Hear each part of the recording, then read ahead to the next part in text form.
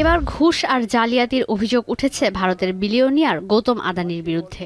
Hindenburg প্রতিবেদনের পর ২ বছরের মধ্যে দ্বিতীয়বারের মতো ঝুঁকিতে পড়ে গেল বহুজাতিক প্রতিষ্ঠানটি। বৃহস্পতিবার সকালেই প্রতিষ্ঠানটির বাজার মূল্য প্রায় $৩,০০০ কোটি উধাও হয়ে গেছে।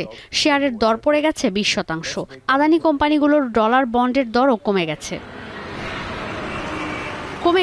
Adani enterprise, Adani ports, Adani total gas, Adani green, Adani power, Ambuja cement সহ এনডিটিভির শেয়ারের দর।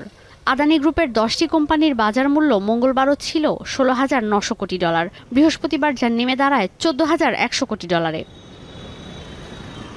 ধনাঢ্য ব্যবসায়ী গৌতম আদানির বিরুদ্ধে ঘুষ আর জালিয়াতির অভিযোগ দায়েরের পর আদানি গ্রুপের লেনদেন তদারকি নিয়ে যৌথ সংসদীয় কমিটিকে তদন্তের আহ্বান জানিয়েছে কংগ্রেস। তবে বিজেপি বলছে এই অভিযোগগুলো ভিত্তিহীন, প্রমাণ না করা পর্যন্ত অভিযুক্ত সবাই নির্দোষ।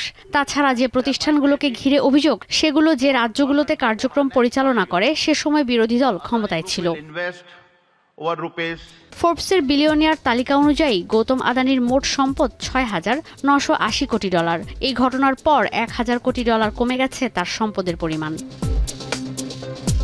এর আগে চলতি বছরের এপ্রিলে ভারতীয় ব্যবসায়ী গৌতম আদানির মালিকানাধীন আদানি গ্রুপের সঙ্গে যুক্ত ৬টি সুইস ব্যাংক অ্যাকাউন্টের $৩১ কোটি বেশি অর্থ বাজেয়াপ্ত করা হয়। অর্থ পাচারের অভিযোগে তদন্তের অংশ হিসেবে এই পদক্ষেপ নিয়েছিল সুইজারল্যান্ড সরকার।